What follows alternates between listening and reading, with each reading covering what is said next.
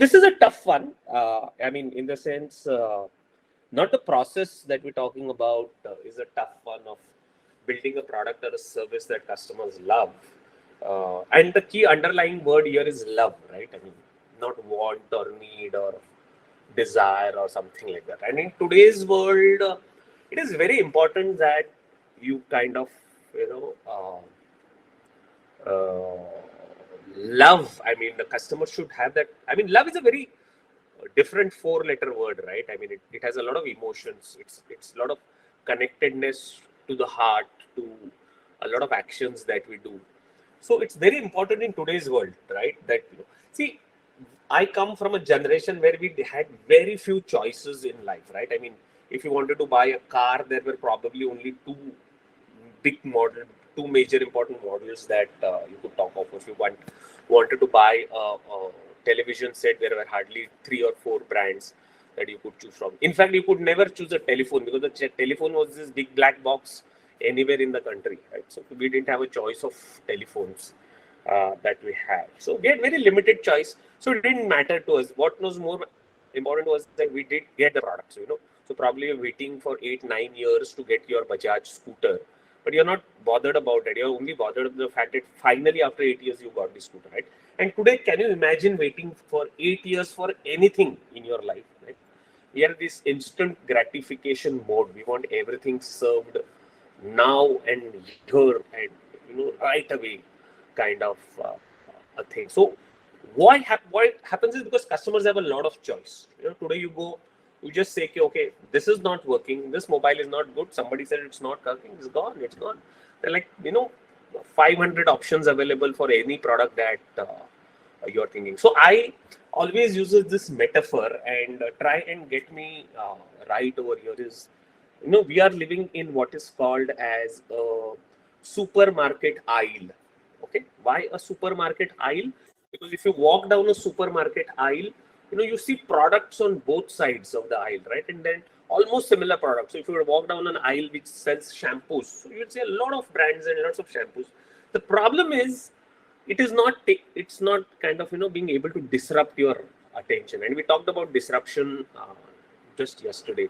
You're not able to get it, because it's so many things, they are stacked so closely to each other and you have very little time to walk through the aisle. So your attention span is also that.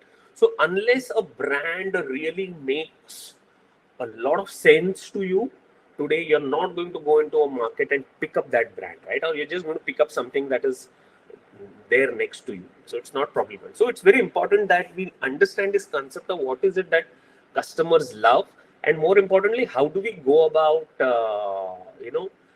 building a product for us. Okay, so all those guys, I'm very happy that for most of you this is probably the second session, so we don't want to talk too much about this, but it's very important that we bring up Wadhwani Foundation and the amazing role that it plays in about 20 countries.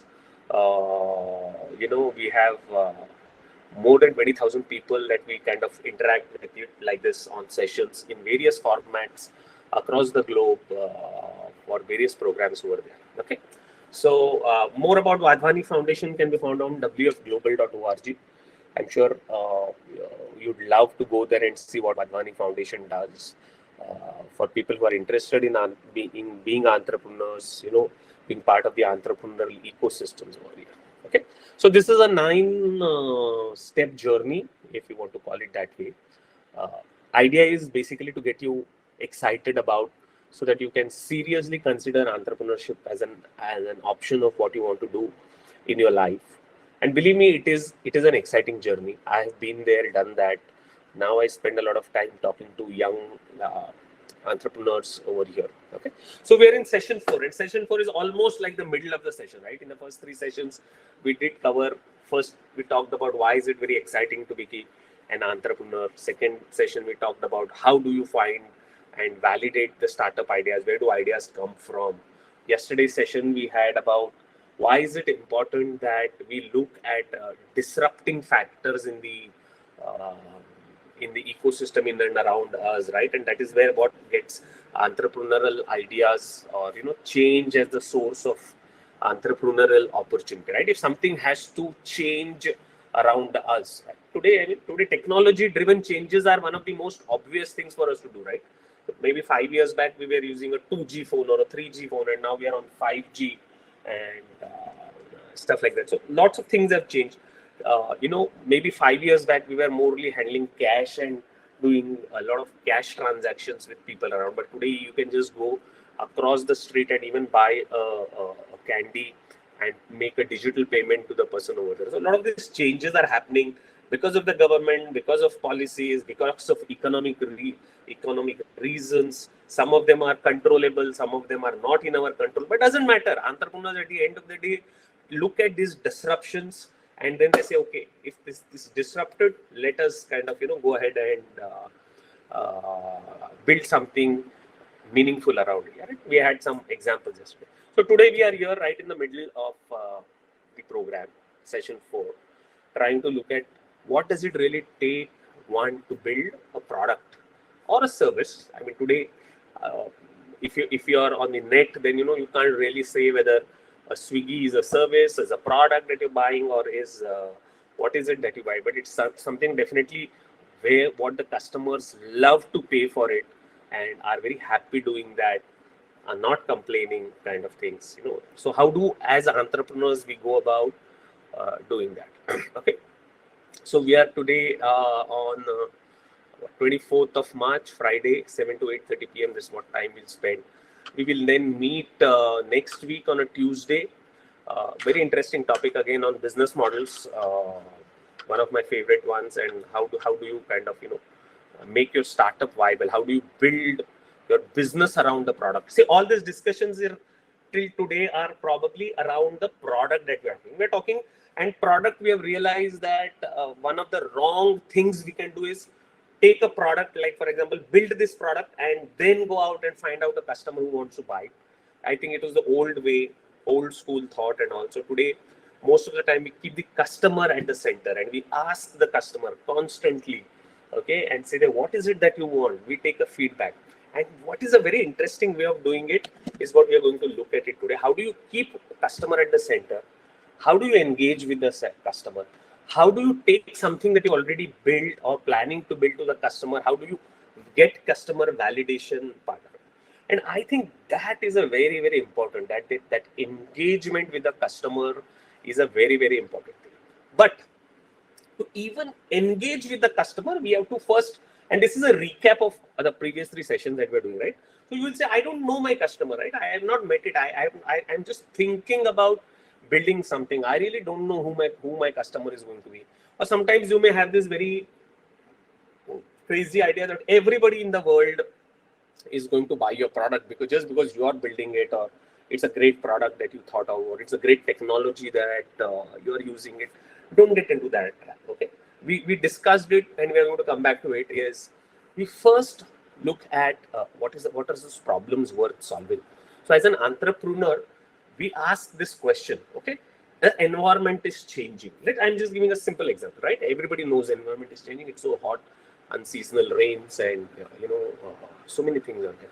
So there are various reasons for that. Global warming is a result of environmental changes. It's not the cause of environmental changes. And because of global warming, and there could be many things, carbon monoxide in the air, plastic dumping over there, deforestation that is happening, melting of, the Arctic ice sheets over there. These are all interlinked part of it. The people are saying, and there was a recent warning from the United Nations that permanently, the global temperature might go up by 1.5 degrees permanently, okay, in the next by 2030, and which is a very dangerous thing, because if that does really happen, then we're going to see a lot of environmental disasters happening around. So one way is to look at problem, give it some curious empathy, kind of, what if this happens? What is it that happens? And then kind of try and see, do I really understand the problem? Do I kind of, completely in sync with what I'm seeing this as a problem it is? Okay. One way of doing this, not the only way, one way of doing this is split the problem holistically. Okay, don't look at it don't try to define the problem in one sentence that, plastic problem is a waste, or oh, students are not paying attention in the class. It's very global. We tend to do that, right? We're trying to pontificate on a problem and just sit on that high stool and say that, hey, today's generation, they just don't kind of listen to the teachers over there. But is that really a problem? Can we look at it in a better way? Can we kind of put that up as a canvas and say, can I analyze this problem at a more granular level and actually see if I've got the problem definition right? Okay, so this is the problem statement canvas that has been there as a part of the course. Okay, so have a look at it. We talked about how we fill it up. I mean, a very small way, a very simple example we have taken out over here. That the problem is of children who are not engaging in the classroom, right? I mean, common problem. Everybody sees around that children are not paying attention. So what is the what is the context? Why is it important that children need to pay attention in the classroom? Of course, they need to pay attention in the classroom. The outside world is so competitive, and 1 mark less. Can you imagine? I mean, for every person who gets into a course, there is one person who has scored 1 mark less and he couldn't get into the course, right? I mean, it's so hyper competitive. It's not super competitive any longer. It's hyper competitive out there, right? So it's very important that here. So that's the context. What are the root causes? Then you say, why is this happening over here? Okay, then you say that teachers are not adequately prepared themselves. There is a lot of peer pressure. Rote learning is just mug up things and go on part of it. So that is what is taking the fun out of learning in a classroom. So the students are not engaged. So the problem still remains the same, that students are not engaged adequately into the classroom. They don't love what they are studying part of it. That is the core. So who are the customers? Okay, obviously the students cannot themselves be the customers. They're at best consumer of whatever you're going to decide. So who's going to be paying for it? Somebody needs to pay for, right? I mean, for this particular solution. Obviously, we'll say yes, the parent needs to pay for it. So okay, the parents are potential customers over here in say urban A-class cities, because slightly higher income group, they can afford to pay more for their kids doing well in the classroom. So what are they doing right now? You must be thinking of building something great. Okay, we are not coming down to the solution as yet. We're still defining the problem. But what are these parents doing right now? Of course, they're hiring private tutors, coaching classes, probably buying some study guides and stuff like that. When you define the problem, please understand, this is a very important context. You have to say, why are you the one that is bothered about this problem? Right? What makes you think? Because this is a very, very important step for an entrepreneur. He should not say that, oh, I'm into this because this is going to make me a lot of money, or I'm into this because I'm, going to be rich and famous over there, right? So what is your alignment? What makes you feel about it? Because this is a problem. Not everybody is concerned. There are some parents who say, there are some people who say, yeah, this is not a major problem. Major problem is, Akshay Kumar's movies are not working. I mean, if you talk to Akshay Kumar, he'll say, my movie is not working. I'm more interested in solving that problem than this problem. So, right? So you have to ask yourself as to, Akshay, I don't want to offend any Akshay Kumar fans over here in the group. He has also been my, not my favorite, of course, but a guy I can tolerate a bit. But I'm sure he's also worried about the fact that, movies are just not doing well. I mean, whatever you do, whatever, take it Prithviraj or whatever, that Lakshmi Bomb or something, some movies. Oof, terrible time to be an Akshay Kumar in the film industry. Right? So, moving away from Akshay Kumar, focus on you. Why do you think this problem is right? So, don't look at this, the sheets that have been put, the post-it pads that have been put out over here. Those are for somebody else. Somebody else got bothered about, disengaged school, and then he said, okay, I've been through school myself and I want to, work towards making education a joyful. That is my pure alignment over here. So this problem statement canvas is a nice tool if you want to use it. There's no rule that you should use it, but I found it to be a rather better way of describing what the problem is. Then once we decide that the problem, we need to understand who are the people, who's the potential person who's facing this problem, Why do they feel about it? And for that, we have another format called as the know. Okay, knowing the customer. Do I really know the customer over here? So know means basically KNOW. I mean, do I know what are the key attributes? Key attributes means what is the demographic profile, what is the psychographic profile, what is the geographic profile of the person over there. Okay, that means what is the age, gender, income category, geographic location, part of it, and what is the motivation for the customer to act, and more importantly, what are the wants and the needs. Okay, wants are something which are absolutely something that the product should deliver.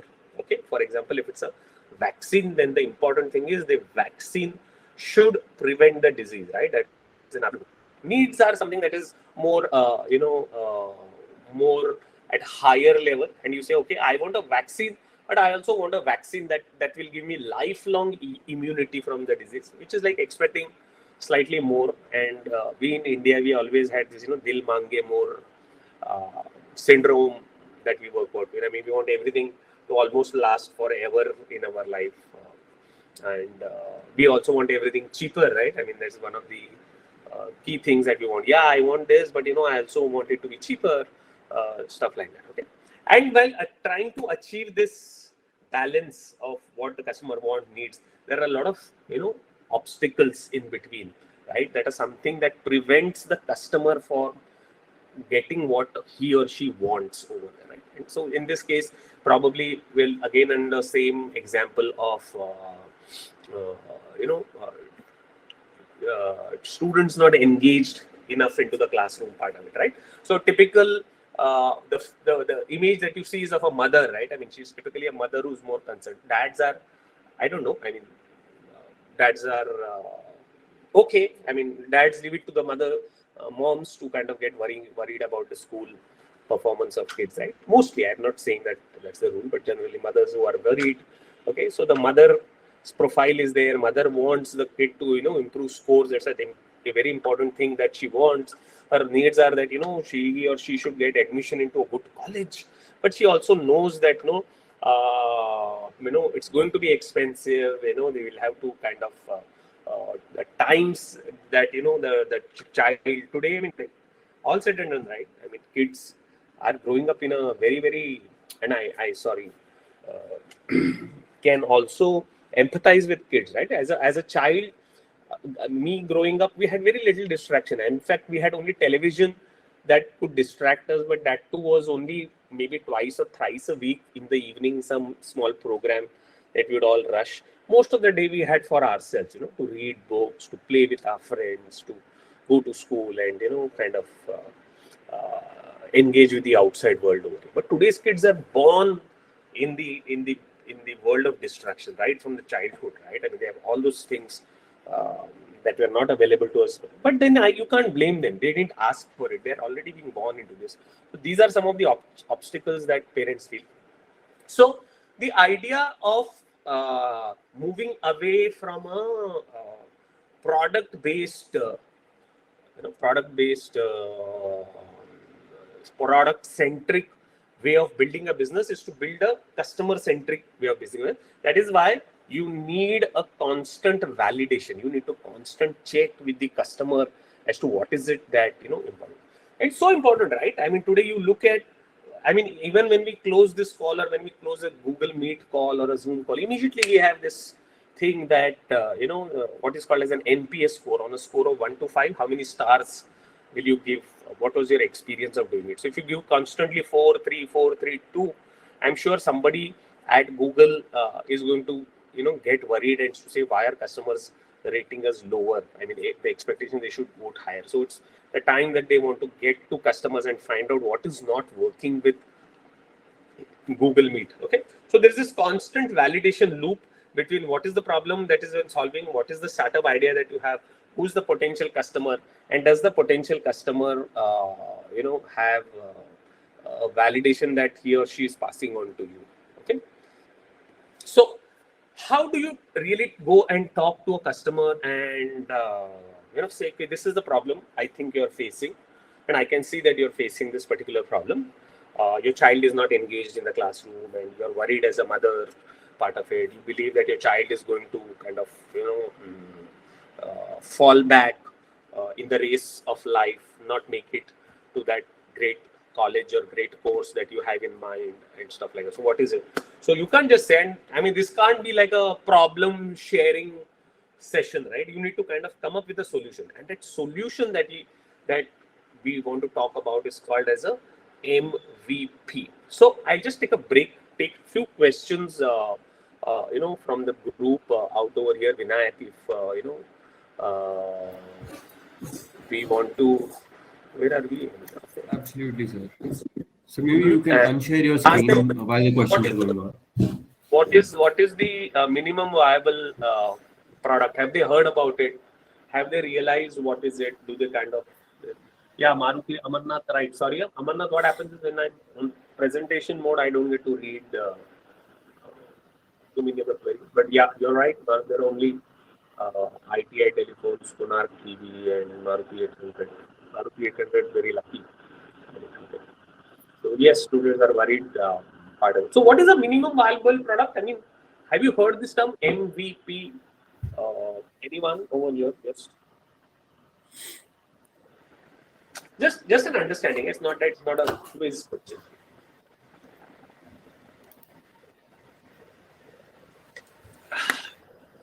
Love.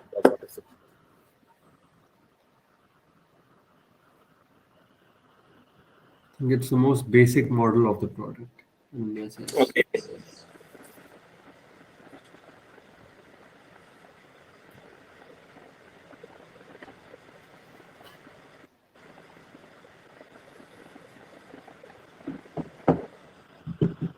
It's a working model, yes. Prototype, sometimes you want to call it a prototype. I will still take that as a possible explanation. Working model, basic model. So I understand this. Okay, and we will do it by illustrating by using a very interesting illustration on what is the minimum viable. There are three words in that, right? Minimum, and there's a viable, and there's a product. Right? So let's break that up and say what. First of all, it has to be a product. That means it should work. It should deliver what it is doing. So it has all the attributes of a product. You can't just make a prototype. Could be usually a illustration, a diagram, or a 3D printed version of something, or a schematic diagram of what you have in mind. That could be like but this is actually something that works. Okay. Why minimum is because it has those bare minimum functions that are needed in the product, right? For example, if I were to build an MVP of this mobile phone, right? So let's assume I'm designing a phone, and in my mind I have, let's assume, a phone that is very useful to people with visual disabilities, or people with hearing disabilities, or whatever. There's a huge market for that. Or people with, I mean, my favorite topic. This is a mobile phone for the senior citizens. Okay, grandpas, grandmoms, because they also need to use the phone. They also today have, but they may not like the navigation that is there on an Android. In fact, I don't like the navigation on an Android, so I can't really expect my dad or my mom to also be able to kind of intuitively understand how to navigate. Let's assume that I decided this purely theoretical. So what is it that I want to go out and check? That the navigation or the phone that I have designed, does it work well, or are senior citizens able to really use it in the way that, right? And their needs could be very simplistic. For example, they may need WhatsApp, which is like very common basic. They may need a Facebook or something like that to connect to their loved ones and all. They don't need a Dream 11 app, or they don't need some shopping apps or something. In fact, they should not have any banking apps, because it is end up sharing an OTP and the whole phone, and they could lose that. Right? So they need a phone, right? And we need a phone for different reasons. For me, the phone is the world, right? I mean, I'm doing this session. I know if the net fails, I'm going to use this phone as a Wi-Fi connector. If let's assume I drop out this content, I'm sure Vinayak will call me and say what has happened. For me, it's a communication device. It's an internet device. Somebody's talking to me. I need to buy something in the evening. I'm using this as a financial transaction device, because I have a cheap and stuff. But now we are talking to different sectors.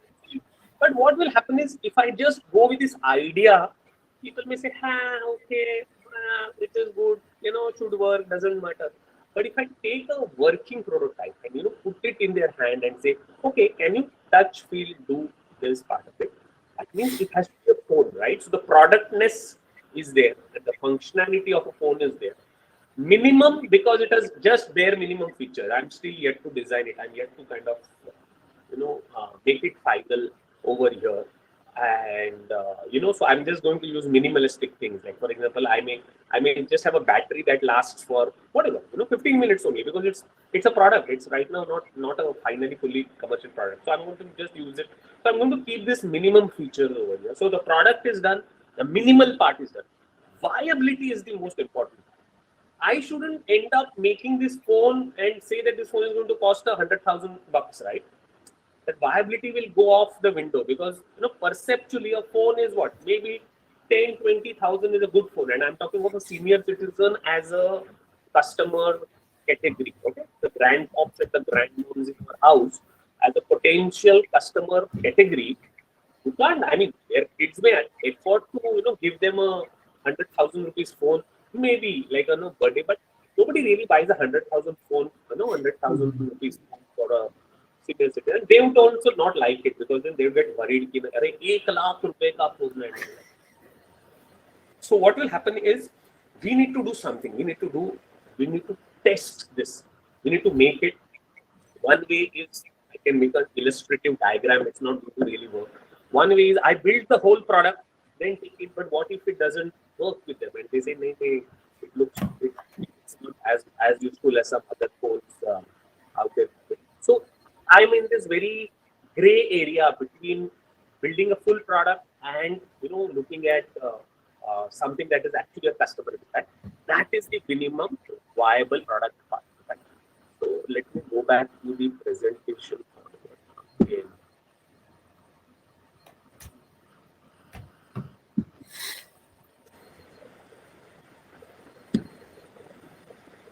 Is this visible? Not yet. So, sir, I think one doubt that might be there, and Anya asked this, if it's just like the Cano model we discussed about yesterday. Yes, see, Cano model helps you define the features that you are going to put about it, right? So there is a must-have. If you've seen there was a curve, I don't know. We can go back to that particular. Is the this PPT available, visible? The previous one? No. The one that. Sir, if you're sharing your screen, then it's not visible. No, I am not.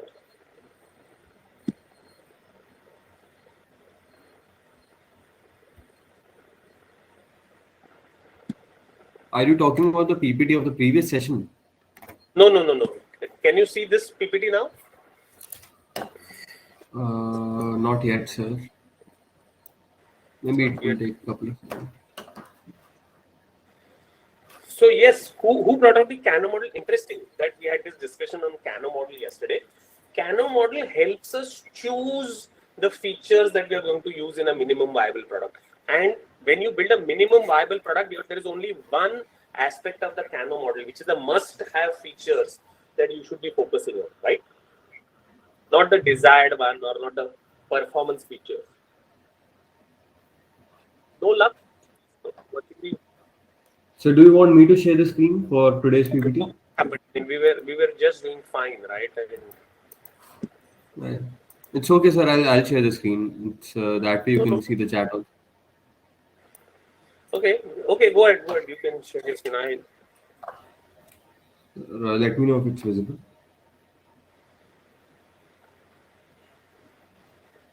Yeah, it's possible. Done.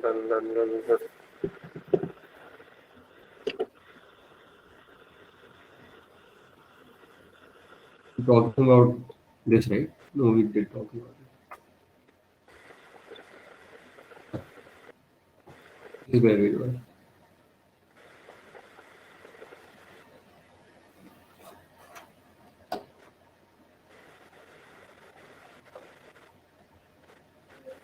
Are you there, sir? Yes, I'm very much there. Yeah. Okay. Okay. This is visible, right? So minimum viable product is more or less what we all discuss. More or less what we agree. We say that it is something that is a working prototype that a customer can give us feedback about. Okay. Move to the next slide. Okay. So this is where we were till yesterday in terms of the concepts and stuff like that. The Kano model, somebody rightly plotted. So what is it that we are going to take away today is we are going to look at a very interesting element that could work in our favor or that could, that could dismantle our chances of success in the absence of any right word, or maybe work as an obstacle over it, and that is the macro conditions. Okay, back to the macro conditions. What are the timing? Today people are talking. Okay, there is an recession going on. There's a recession that's going to come. The Ukraine war is almost a year old now, and it's still going to continue. People had doomsday predictions that maybe this will lead. Now that Xi Jinping visited Russia, so it looks like the axis is being forming for a world war kind of a scenario, and a lot of doomsday stuff happening around. Okay, so we can't get. So those are some of these macro conditions. Look at how do we understand the uh, how do we look at what the markets are, and how do we take advantage of the fact we're going to spend little bit of time trying to think about it. Then we are going to look at how do we map competition, right? How do we map the competition around and see where we are in terms of uh, vis-a-vis our competitors. Mostly, we are going to today talk about how we test the minimum viable product. Okay, that is a very very crucial takeaway. And why is it important? We are at session 4, right? We've kind of get some idea, thought about something that we want to do, identified our potential customers, but we need to see if we can build this minimum viable product and go back and quickly test it. So we're going to spend some time understanding what it is. Okay. So here we are going to basically talk about the concepts as which it is, and then I'll give you some examples that make sense. And then of course we'll share some templates that you're supposed to use going ahead on the platform over here, right? So where are we in terms of time? We're at 7:40. I think we'll finish discussion in the next 10-15 minutes because these concepts are easy to understand, slightly difficult to digest because you'll say, hey, I can understand this, but I really don't need the validation on the customer. I know the customer absolutely, and I'm sure the customer will love this product. Don't fall for that trap. Okay, self-affirmation and say, okay, I know everything about it. Actually do MVP and test it. Believe me, it will save a lot of heartburn going forward. Save a lot of money, save a lot of time, save a lot of heartburn, frustration going forward. If you just go ahead and say, no, no, I know everything about the customer, I don't need to talk about the customer. And believe me, there are like a million stories we can talk about of products that really failed, and we can go there. I mean, the greatest example I always say is, if you look at it, Google, right? An amazing company, amazing products, everybody loves to buy it. And then comes up with a Google Glass kind of a product. Okay. Now, one way of saying is, yeah, Google Glass is much ahead of its time. But the problem fact remains that Google completely missed out on what it wanted to develop, spent millions and millions of dollars developing into a product that nobody wanted to buy. And then finally, had to kind of retreat. So it's a very tough decision for organizations to recall products, and all great companies have launched messy products. Okay, so Google is not the only one who has done a bad job. I mean, closer home, let us look at the Tata Nano. It came with such a lot of promise. It came with such a lot of expectation from people. I know people paid that. There was a huge rush to book the Tata Nano, right? And 25,000 bucks is what Tatas were collecting, the dealers were collecting for just booking. And a lot of people, including myself, we went ahead and said, what will like go wrong? And let's go and book the car at least. So 25,000. Not that I lost the money, I got the money back. The product turned out to be a complete dud, right? I mean, disastrous. And it actually hit the road. And I mean, I don't know if anybody is even proud of the Tata Nano that they have. And the product built such a hype when it was there. I don't know if you guys were old enough to get that hype part of it, but somebody like even me got conned into thinking that here was a great product that was getting launched over here. Okay, so let's look at the timing concept part of it. Let us say let's look at these three visuals and understand whether okay, we have only two visuals. Now look at these two visuals and say, are they in the right time for one is of course the Bitcoin that we talk about. Bitcoins are being talked about for all the uh, negative sense that we think about, and we think that it is a gamble and big stuff, and it's not legal and stuff like that. So we don't know. I mean, I'm a great fan of the underlying technology of blockchain. Bitcoins is not something that I don't own nor possess, nor I would recommend somebody to buy it. But cryptocurrency as a category has a certain certain utility that is unexplored as of yet. In fact, if you really look at it, the Reserve Bank of India has launched its own cryptocurrency. And by the way, Facebook and I remember Vinayak had asked me this question as to which company I would like to be CEO of, and I instinctively said Facebook because of all the mess ups that they end up doing. So they also launched their own cryptocurrency called Libor, if I'm not mistaken, the word, and disastrous consequences, right? And they just couldn't make it out there. And the other visual is, of course, of the EV cars and charging. Today, there is this whole conundrum that people are worrying is saying I can buy a Tata Nexon, which is a very good EV car, but where will I get the charging for? And what happens if I'm stuck right in the middle of something? Will there be enough charging points available going ahead?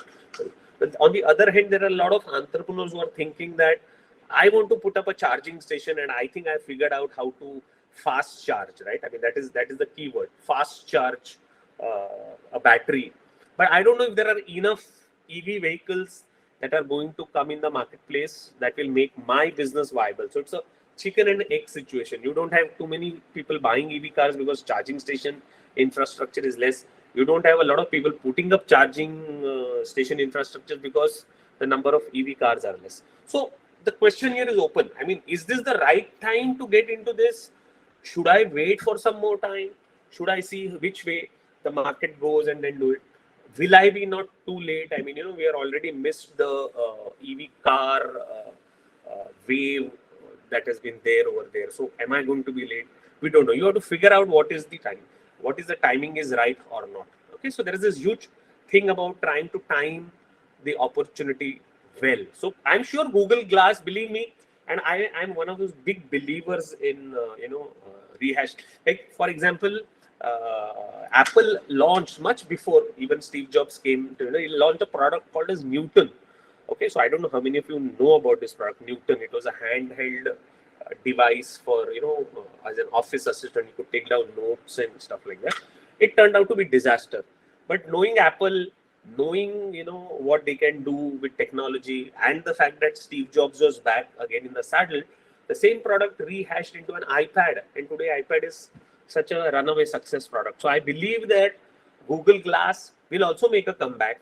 Okay, I don't know, next year, in the 5 years from now, it'll definitely make a comeback because we are talking about this metaverse, kind of scenario. Somebody yesterday we talked about in the disruption thing that what will disrupt in the future is AR, VR, or this virtual reality that we're talking about. So I'm sure Google Glass is going to come back.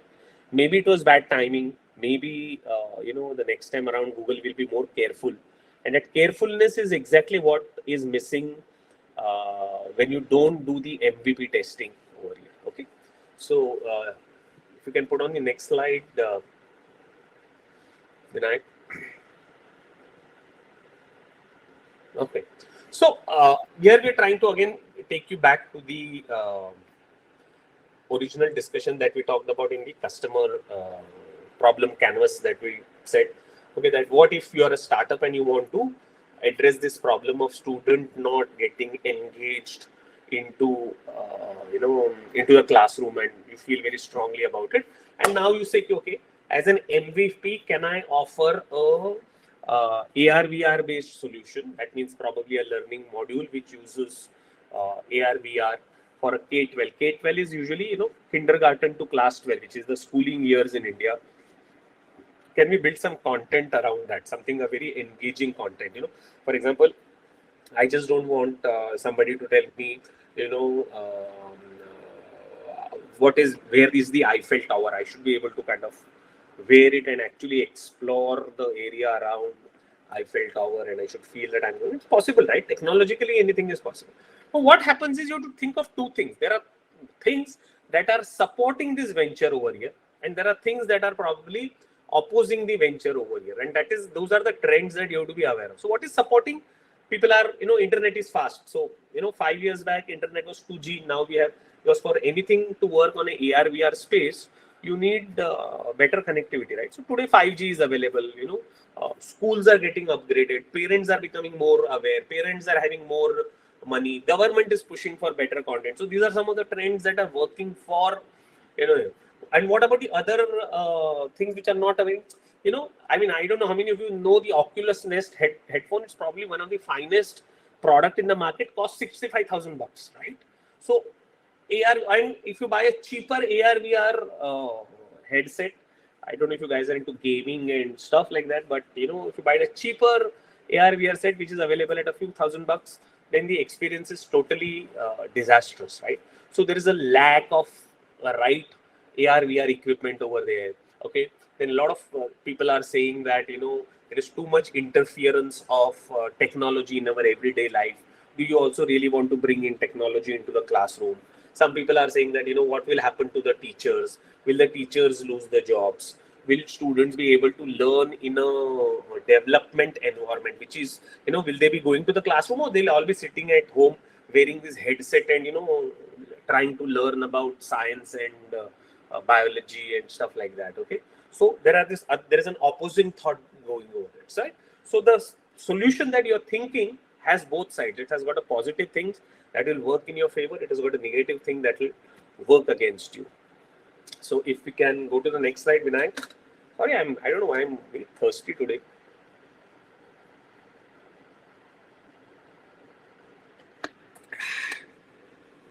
So one thing is to look at the opportunity and say, hey, it's a great opportunity. Second thing, get very excited about it. Second thing is it something which is very local that I'm seeing, something that I'm seeing it in Bombay or a Delhi or a Bangalore, or is this like a big opportunity? I mean, is this problem global? I mean, will I be able to just get some 20 schools in a big cities, or I don't know, India has got whatever 300,000 schools. Will I be able to go across the schools and reach out to those many students out there over there? So this is something which is very, very big in terms of the opportunity. That is a question. And how do you assess that is the next point of discussion. So if you can quickly move. So this is, some of the visuals are like this. This is a swappable battery. This is an e-pharmacy that we are talking about over there. So, e-pharmacy is good, but is it really something that, will replace the pharmacist? Will we no longer have pharmacy stores going forward? Is a question that you need to ask. Of course, the need for people to buy medicines is not going to go down. So it's always going to go increasing, right? But will they do it in an online mode? And will that be the ultimate solution, that you don't have chemists? All that you have is an app on a mobile phone and you just click on it, and just like whatever, Amir Khan appears out of nowhere to and dances with you while he delivers the medicine. So is that going to be the right thing, part of it, that we don't, right? So let us look at this opportunity part. How big is this cake, right? I mean, you want to fish, but you don't want to fish in the middle of an ocean where there will be a lot of fish, but there will also be sharks and whales that will knock you down. At the same time, you don't want to be fishing in a small pond, because then that it is safe to fish in a small pond, but the chances of you getting some good fish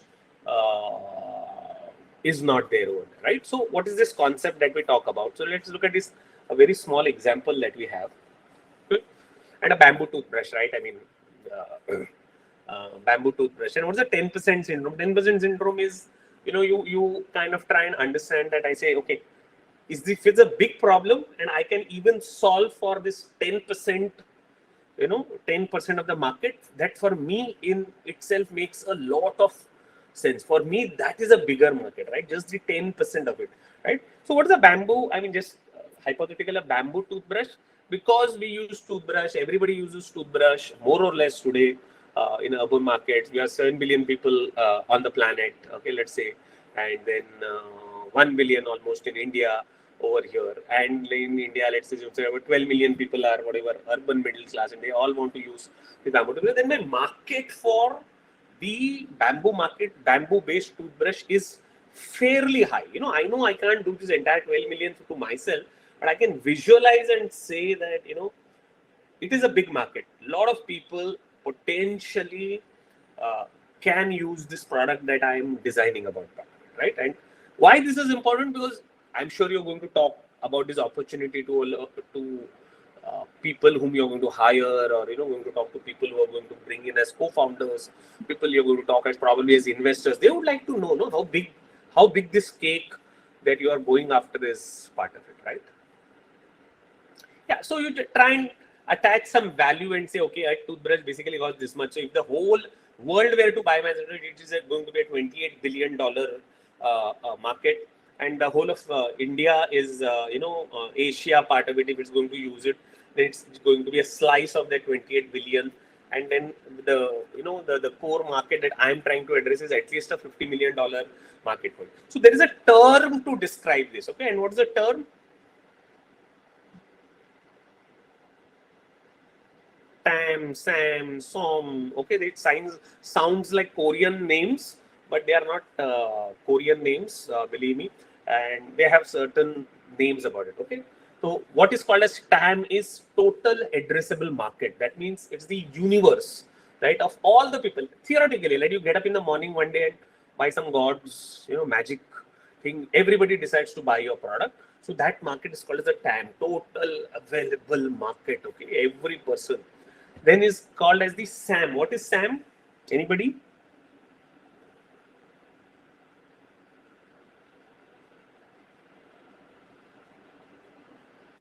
No?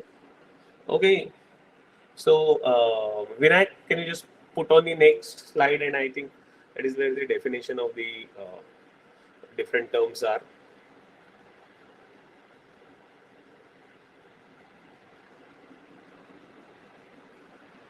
Okay. So this may sound a bit confusing. The TAM SAM SOM sounds very easy to remember, but you have to understand there is a total addressable market. There is a serviceable available market. What happens is for example, I'll give you a very, very, very simpler example in the bamboo toothbrush. Let's assume you make my favorite example I always say is a vegan cake shop, right? Cakes are usually made of milk and stuff like that. Not vegans don't want to eat it, but vegans is a great market that is kind of available. Who can spend money. So you decide to make a vegan cake market, and it's not a crazy idea. Believe me, a crazy is I have a store in the neighborhood that I stay here in Mumbai that makes cakes for dogs. Okay, so if a pet lover, and you want to celebrate your pets, sorry, you can't call them dogs nowadays, your pet's birthday, then there is a cake shop that only caters to pets and cakes, and they make these wonderful cakes. Apparently, the pets can have it with all the fanfare. Of course, very expensive. So if you really love your pet, and just like you have a kid and a kid's birthday, and you don't spare any thought on spending money. So let's assume you make this vegan cake shop. Then you have to understand that all the vegans in India, they are probably a total addressable market. I'm just talking India as a universe, right? So every vegan in India potentially is your customer. But let's assume that you are staying in Mumbai and you are staying in a location in Mumbai, say Bandra, okay, which is a very famous location in Mumbai. A lot of film stars stay. Everybody knows about Bandra. Let's assume that you start with the cake shop, but you decide to do a campaign because you launch this product. You want to go out on Facebook, you want to go out on Instagram, probably do some flyers, send in some mails and stuff like that. So your information is going to flow out not only in your area, but it's going to go much beyond Bandra. And so people are probably, I mean, if you are from Mumbai, so if you know the people, Borivali is one extreme of Bandra, and Kulaba is the other extreme between which Bandra is located. I'm just saying that then your serviceable technical market. That means you can actually reach out to these people which are like 30 miles east and 30 miles west of from where you are. That is the availability. That means technically you can reach out to them, but practically if you're in Mumbai, you are not going to travel 40 kilometers just because there is a vegan cake shop. Okay, difficult for a customer to come, or for you to go out and deliver to a customer who's 40 kilometers away at their part. So the serviceable available market is where you people know about you, they are influenced by what you are doing. But what is important is the serviceable obtainable market. That means within this market, what is it that I can actually service? Okay, maybe a 3 kilometer radius market, because I make a cake. Somebody calls up on the phone because you're a small shop, you're a startup, you're not Monginis, or you're not a big birdies by Taj kind of a cake business as yet. You will be in the future, but on day one you are a small shop. So an obtainability is where you can actually go, give it to the customer, collect the money, the customer is happy, and blah blah blah blah. Yeah. So Ananya, for a SaaS product, also there is a SAM and there is a SOM. Okay, I'll tell you why. Because a lot of people ask me this question. Even if it is a SaaS, and you think that just by putting it on an Azure server, or AWS server, anybody everywhere is going to use it. No, there will always be some limitations. Either bandwidth is a limitation, or the ability to not be able to use that service, or your ability to service, because you can't. It's not like SaaS means you just don't put app there and then let the customer pray to the holy God that as and when it works, it will work. So you need to also service and support it, part of it, right? The SAM and the SOM are bigger in the case of a SaaS product, but they are still there over there. Okay, so your obtainability is your function, availability is the function of the market that you can reach, and addressability is what is what the whole world is made up of, right? So always think about it like this. Don't say that like this is a typical question that comes out in a lot of class, that I'll make an app, put it on Google Store, or Apple Play Store, and people are just going to buy it and click on it, and the money is going to come into the bank. It doesn't work that way. Wish we all could build something as simple as that. Okay, so can we move to the next slide? So is this concept clear? It's at a conceptual level. See, I'm not bothered whether the 36 and 632 million or 1.4 billion, is it right, wrong, give and take $50 million, doesn't matter. What I like the concept in a startup is, we have understood what is our entire market.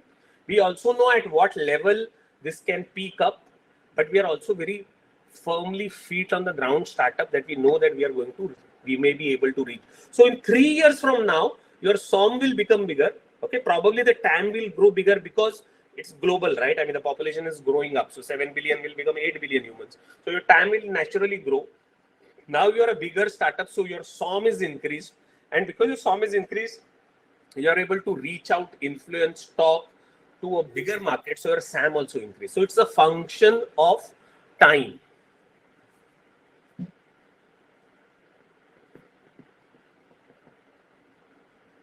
Okay, next slide, please.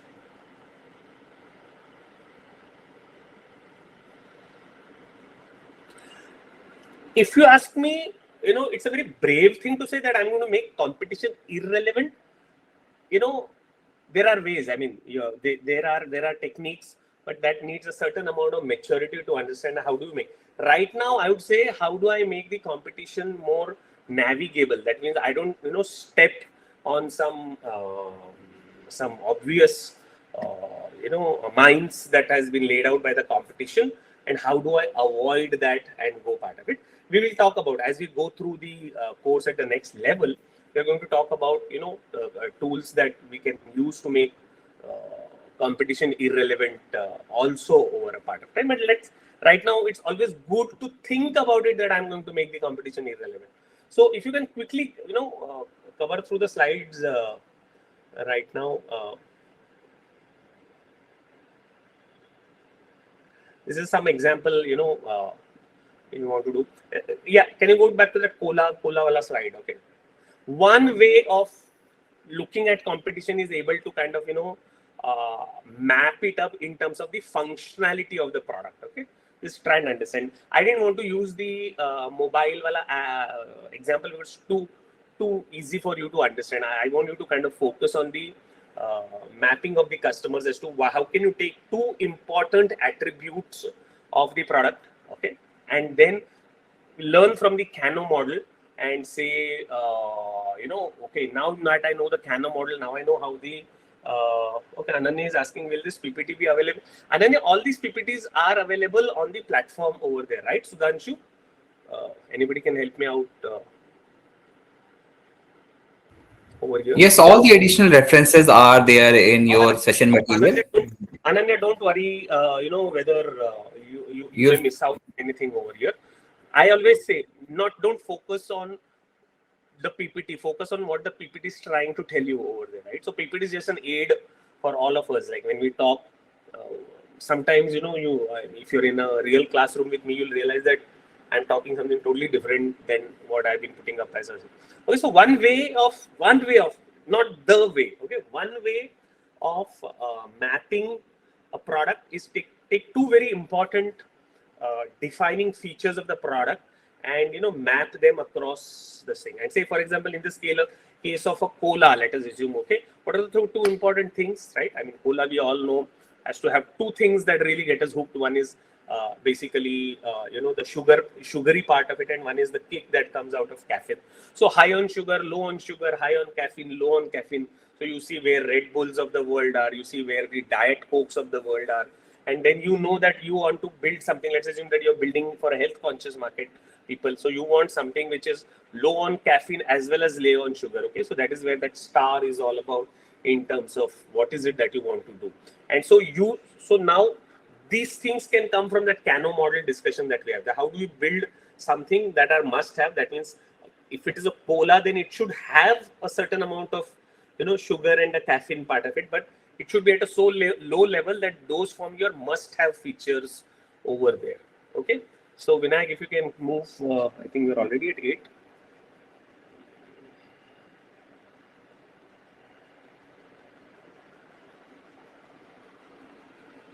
probably Just going a to minute. talk about this slide also. Yes, this is this is typically a small example of a fintech company that if you're planning to do, and how do you map competitors. One way, like I said, is to draw a visual map of two important attributes and then see where you are part of it. The other is to do a functional analysis, functional analysis of all the important key attributes. I mean, this is typically, you must be seeing this kind of a mapping when you say want to buy a motorcycle, or you want to even buy a mobile phone or a laptop. It says, okay, this brand, this brand, this brand. Okay, camera, what are the features? Who, yes, yes, yes, no, yes, no, yes, no. So this is typically helps us understand feature-wise competition where we are in terms of doing it, and what are the things that we really need to do. And this, more importantly, is it helps us communicate it to the customer that look, on these various attributes, where are we vis-a-vis in terms of our competitors.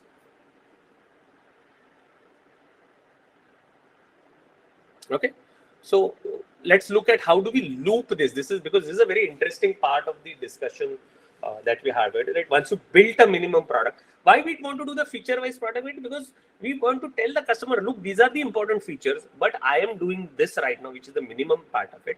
But this is where I will be using the Kano model, thinking that these are the desired products that my customer segment wants. These are the things that I'm going to be in terms of. But more importantly, how do you do the validation? And that is where the last part of the discussion is happening.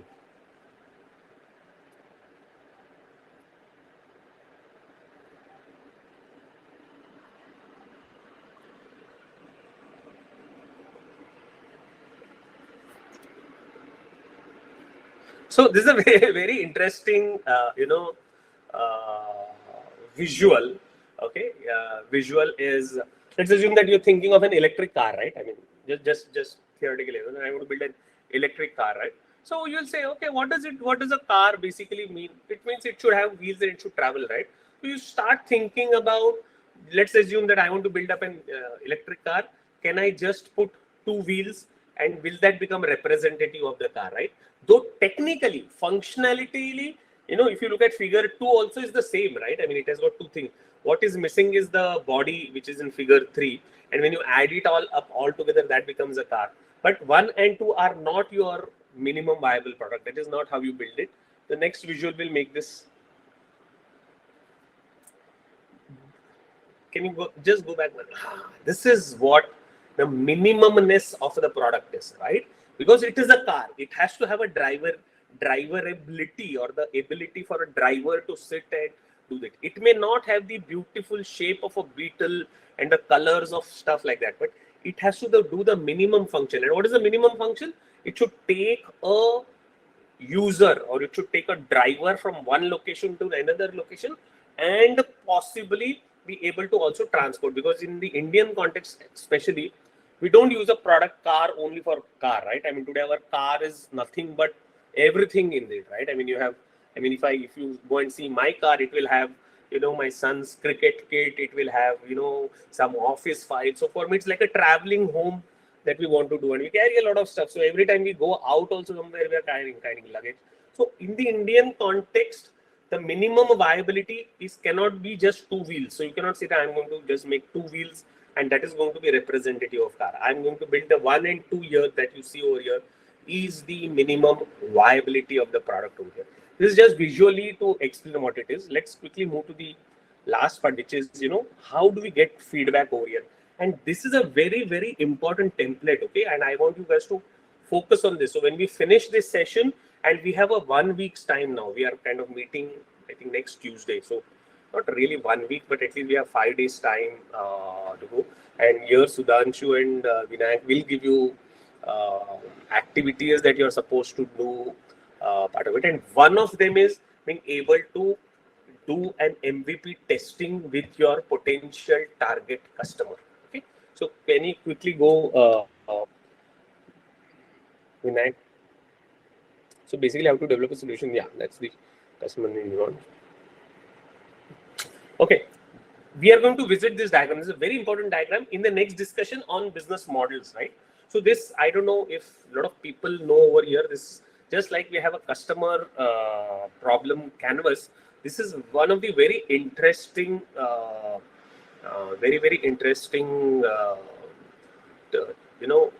activity that you do is understand the fitment between what the customer jobs are and what is the product and service. So the arrow that you see that are rushing towards each in the middle is where you want to do this beautiful fitness part of it.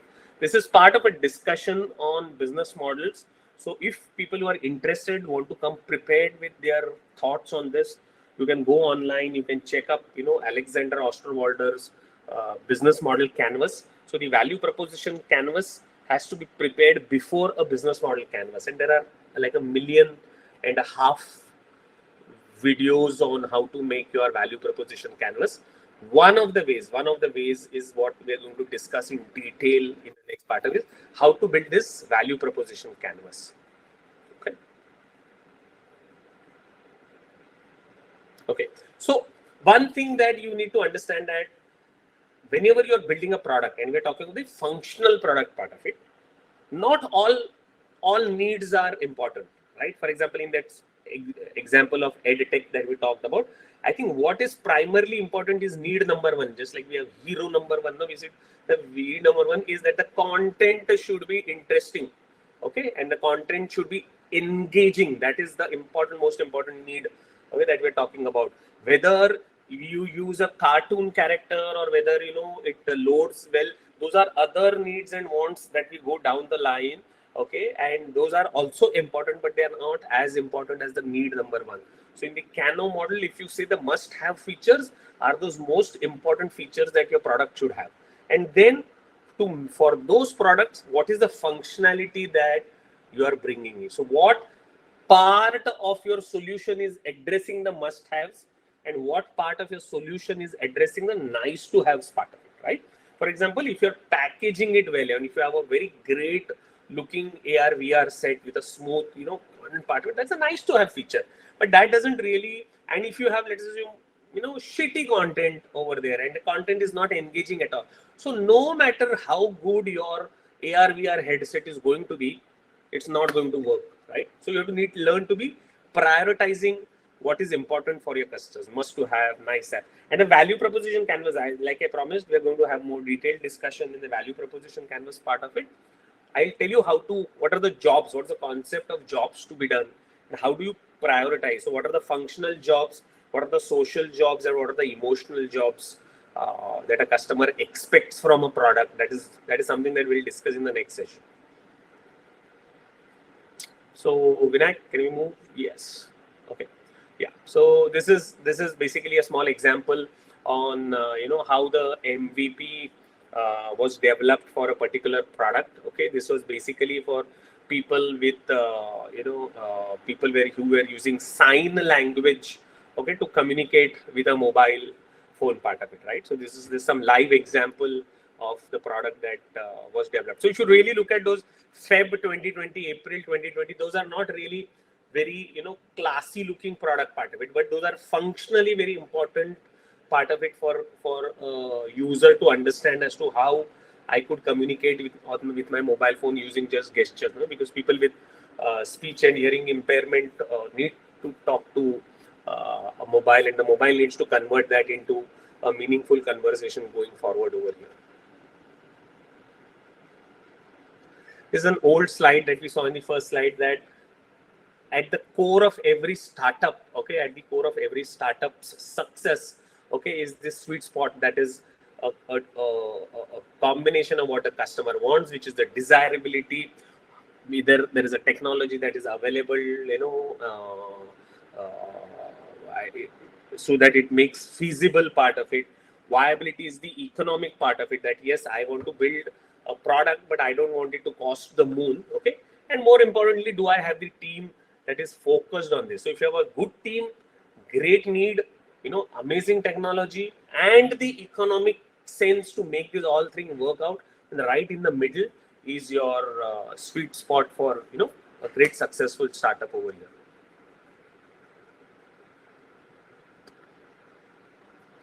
So then rush. Okay, so in the platform you will see this development checklist over there. So I'm not going to spend. We're already kind of running towards the end of the function. There is this development checklist that that is available over there. Please believe me, we spend a lot of time, energy, effort developing this core model, so that you guys can use it over there when you're actually testing the customer feedback, potential customer feedback from an MVP. Okay, so use this development checklist over there. If you can run this through. Okay, so go to the MVP interviews part of it, right? Okay, there is a method for testing an MVP. You can't just go and ask the customer, how did you like our product, or what is it that you liked our product. Nobody is going to give you that very valid feedback part of it. So you need to have it done in the form of a interview, which I always say that a lot of people say, I will use a Google survey form or a Survey Monkey form to talk to my customer.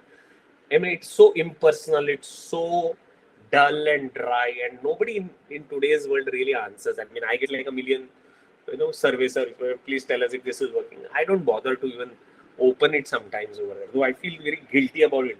So my suggestion is, if you are running an MVP, first identify, let's assume that even there are only 10 people that you want to talk to. Typically, they should not be your friends or uncle or, my neighbor and something like that. Why? Because we have some personal bias that comes in. We don't want to break somebody's heart. So we say, beta, it's a very good product. I think it is going to be amazing. I know you are going to be successful. If you start hearing these words, that means there's a bias that has crept in already, and the person is just trying to be nice to you rather than honest. Okay. So choose a nice sample, something which is very, very definable in terms of the people that you want to reach out to. Okay.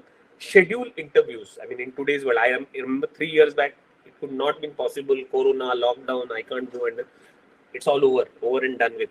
Take appointments, go and meet them wherever they are. Let them use that product for a sufficient amount of time to be able to, give you that feedback. And then there is this whole question, and most importantly, is record it. Okay, why record it? Because sometimes as entrepreneurs, we are so much in love with our product, that we don't want to hear something negative about the product over there. Most importantly, don't get into an argument with a customer and try to define, defend, or force certain things onto the customer. No, this is not what you're doing is wrong. I think it is amazing. If the customer says, I want it in orange color, just write down, okay, customer wants an orange color. That's it. Don't argue and don't kind of say, no, this cannot be done in orange. I'm just giving a very simple example. Just note down what the customer is saying. Most importantly, get it recorded. Take the customer's permission, get it recorded. Very importantly, that I'm doing this MVP interview with you. Do you mind if I record it for all future? Because when you look at the recording, there are so many things that you would realize that you have missed out. When you are actually sitting across the customer, and that are the things that are giving you more deeper insights into this. So use this format very, very judiciously. Record. I mean, we've given you the whole, step-by-step approach of conducting the interview. Then you can classify what you've learned from the interview into the next slide is there, right? Okay, that what are those features? Especially see, most of the times, again, my sincere advice to startups is we look at the look and feel of the product. That becomes more important. Unfortunately, in today's world, yes, but you have to tell the customer this is not a final product. This is not how it is going to look like. You remember that gesture making tool the startup has made for communicating in the mobile. The final products looks much more elegant and usable. But the MVP is functional in nature, right? So MVP is like the pastry. The cake is going to look bigger and will have beautiful. Right now, what you have is just the pastry to understand the taste, the aroma, the softness of the cake that you're going to build. So that is very important over here. So move the focus away from UI UX, or else you constantly get this product is good, but it doesn't feel nice, or it doesn't fit right, or I don't find it comfortable to use it. You tell them that those are the things that you want to take care of into the future, right? Right now, you want to see if the product features are working or not. Okay. So Vinayak, if you can, I think we are almost towards the end of the part of it. So there is some journaling activity that is expected from you, after you understood this whole concept of MVP interviews. MVP interviews go through the steps that we have defined on the platform page part of it, right? Download it if you want. You can read it again. You can modify your own question, because if you feel that it is very exhaustive and people are not going to use it, use your brain. Okay, these are potential 10 guys who are actually telling you don't develop that Tata Nano. And I'm sure if Tatas would have gone and talked to 100 people, they would have told him, this product looks bad. Okay, but Tatas, we can't say anything. Large companies have this, infallibility syndrome. They think that they are big. They have done so many things good in the past. So Apple also has that arrogance. Google has that arrogance. Microsoft has that arrogance. And whatever we launch, people are just going to buy it. Customers are not idiots. Okay, they exactly know what product works well, right? And yesterday we saw this great example, right? How did Google start when Microsoft was such a big company, and how did Facebook start when Microsoft itself had such a large product available over here? So startups are smarter, customers are more smarter. That is why you have to listen to the customer before you even start writing that first line of code. And I'm sure most of you here would want to start making that product yourself. So ask a million times to the questions to the customer, get exactly what the customer is trying to tell you, and then build your products, right? So this is the key learning for today that we wanted to, we wanted you to focus on, that it is possible to build a product customers love only if you ask them what they love, right? then only you can make a product that they love. So you can't make a product and expect the customer to love it. So ask the customer what is it that they love to have in the product. Listen to them very carefully. Come back to your drawing board. Define now. Okay, this is the product. This is what the customer is saying is wanting, and then build it. And I'm sure that will be the product that customers love. Okay, so thank you all. I know Friday evenings are not great for serious topics, so we try to keep it as much engaging as possible. So I think Vinayak and Sudhanshu here now will take you through what they want to do on the Yes, sir. platform. I would like to invite Sudhanshu to do this right now. So, Sudhanshu, are you Sure, there? sir. Yes, Vinayak, it was good to see the active participation from Ananya, Marnath, Saurav, and Dr. Navneesh. You guys were too much into this session from the beginning. It's good to see such active participation. Yeah, just stop sharing the screen so that I can share the screen. Okay, thank you.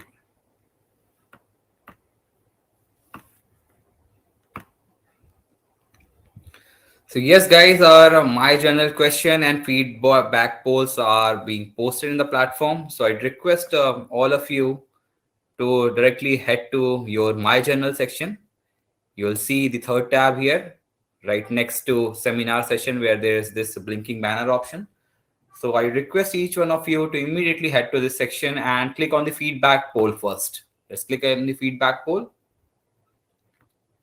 Let's click on the expand button. Now you can see the entire full view.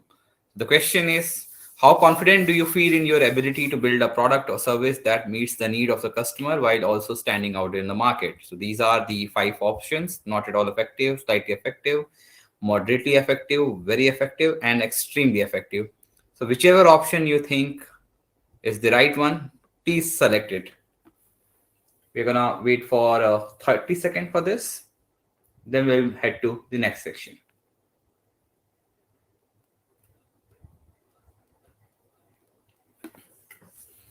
Ananya, Saurav, Dr. Navneesh, Amarnath, quickly select the right option. Or any option, as a matter of fact. There is no right option. That is the best of these journal questions. Right? Can we read the question again? Scroll a little bit Yeah, up. the question is, how confident do you feel in your ability to build a product or service that meets the needs of the customer while also standing out in the market? Options are not at all effective, slightly effective, moderately effective, very effective, extremely effective.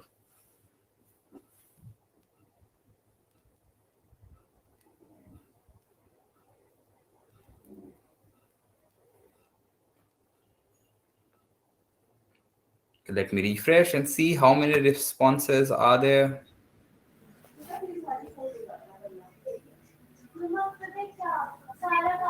Let me also go and respond. Can we also put the link in the chat? Yes, 6 people have posted it so Oh, far. so good, which is an improvement. It's quicker than yesterday, guys. Good job. Yes, yes, but still we want more participation because we are 23 who are attending this session. So still a less number.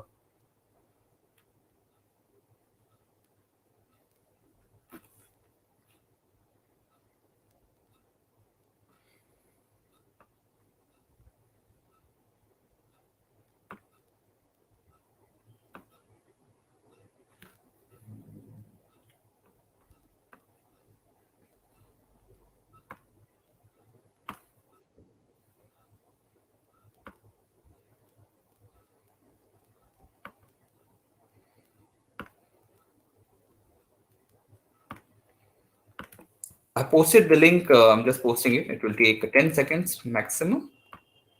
Just click on this link and select your best option.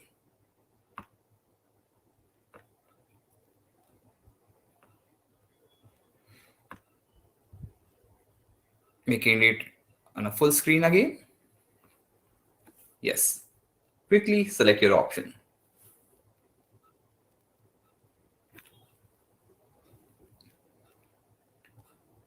Okay, so we are moving to the next section now. So next is your general question, which is here. I hope everyone is able to direct to this particular section. If any of you are facing any issue, just quickly drop a text on the chat window.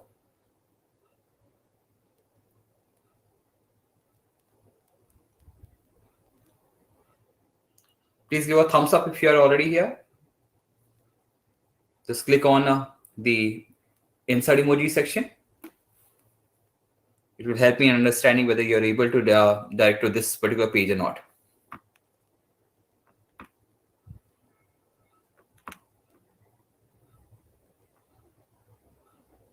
Am I audible now? Am I audible now?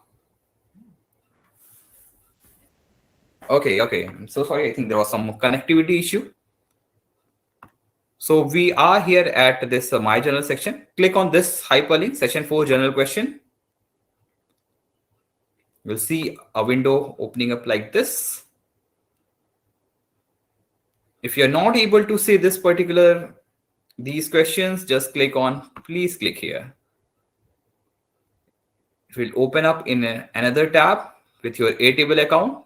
I hope everyone has logged into this Airtable account once during these series of events. If not, you simply have to sign up once from your Gmail address. If you are using the Gmail account, just quickly go through it. If any of you facing any kind of issue, not able to sign up to the Airtable, please drop a text on the chat window. I'm keeping an eye on that.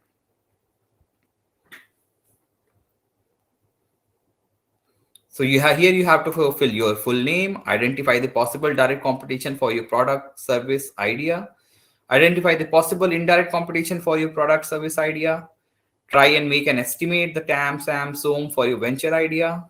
So these are the boxes here you have to fill your. And guys, if you want to maybe discuss your ideas with someone from the cohort or with me or with sir, feel free to put it in the chat right Yeah. now, maybe next time, or in the Vadhwani community itself, the session 4 community. We will share that maybe in the next session. We can ask questions from that to sir if you have any questions in the next session. So, and Sudhanshu, one more thing. Raj sir is writing he Yes. cannot hear anything. Okay. So, I think must be some connectivity I'll, issue. Yes. yeah, I'll check with him. You can maybe Sure. continue with the Sure. yeah. So you guys can fill this general question. If you think it's going to take some time, so do immediately fill this after this session. So let me take you to the My Resources section then. Session material for the session 4, which is building a product or service that customer love, is already up and running. You simply have to go here.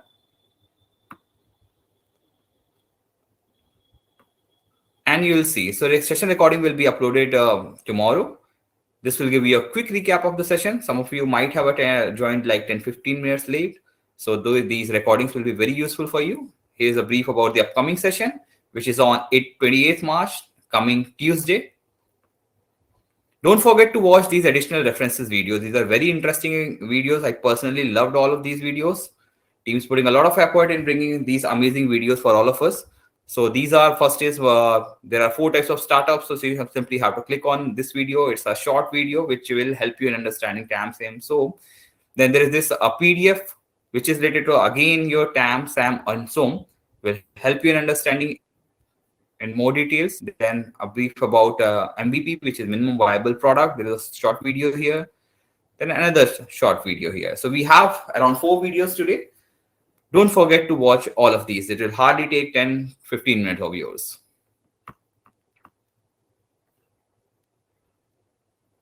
Then we have take action section. This is also up and running. Let me expand it. So yes, don't forget to go through all these PPTs. So first is trend and timing analysis. Second is markets sizing template, competitive analysis template, and MVP design and validation templates. So all these 4 templates are here. Feel free to download it and do your activities. Guys, again, if you are, some of you are not actively participating in this chat, so don't forget to reach out to all any of us through this members tab. You simply have to click on the members tab. You'll see all the cohort members here. You have to simply click on these three dots, and you can have to click on the chat button. You can directly reach out to any of the guide or any of your participants of the same cohort. They will definitely help you out. You can easily reach out to me anytime. I won't Yes. mind So that. if you I'll be say hi glad to to help. Vinayak, you have to simply click on these three dots, click on the chat Yeah, button, and you can it's directly right. ping hi. So Yeah.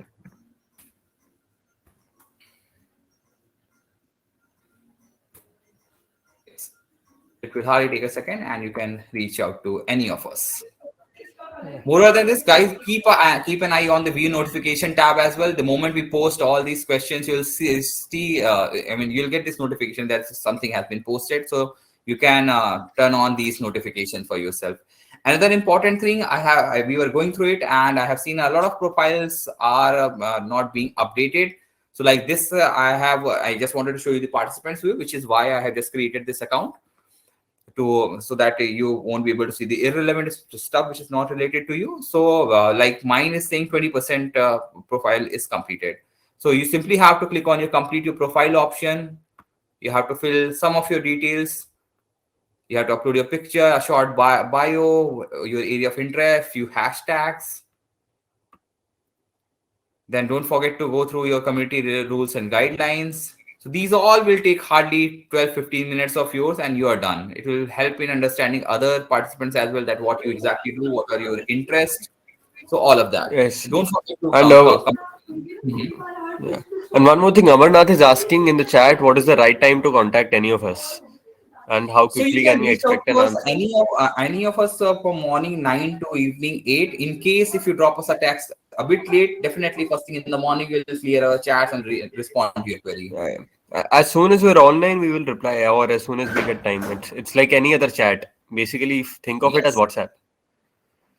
Yeah. Yeah. So don't forget to select all these options, guys. Some of you have still not filled, gave your responses. So do complete it. This really helps us in making these sessions seamless. And we did This tell session them recording. about the feedback, right? We Yes. told them about. Okay, okay. Yeah. And these upcoming sessions are here. You just need to click on any of these. For example, the upcoming session is on 28th. Do go to your seminar section tab, click on going, and And add they this are. to your calendar so that you automatically start receiving all these notifications. You have to simply click on the Google Calendar, and it will automatically be added to your Google Calendar, which is a very useful tool for beginners. Just And from the upcoming session, we are start going to understand how to apply what we have learned. So all yes, these yes, you'll see things. the topics, all these topics, and you'll be able to. So on the day of the event, this will be updated, so you'll be able to get a brief about it. And apart from that, you'll be getting a regular email from us just before these sessions. Okay. Okay, Vinayak, over to you. Thank you, Sudhanshu. So, like I said, be ready for the next session. It's going to be a great one. And oh my God, I feel like this is a better background for me. I look more handsome here. But anyways, guys, thank you very much for everyone who joined. Thank you very much for being so active. And we're going to end today's session. If there are any doubts, you can put it in the chat. You can put it in the Vadhwani community page, or you can send it to me on the chat, and I'll raise those questions in the next class, maybe before the class. So get ready, and thank you very much. Thank you, Saurav, and maybe we can end this, Sudhanshu. So Yes, yes, we'll end it. Before I end this, I just simply want to update you guys that all the session recordings of the previous 3 sessions have been uploaded on the platform. You simply have to go to the session material, and don't forget to watch all those recording, because a lot of you were saying that this is your second session, this is your third session. So I'm sure you guys have missed your previous sessions, which are very, very useful. Personally, for me, I really enjoyed all these sessions. So don't forget to watch your those videos, and in order to get your certification, you need to complete it, and you need to have at least 80% of completion. So this is a very important part of this session material.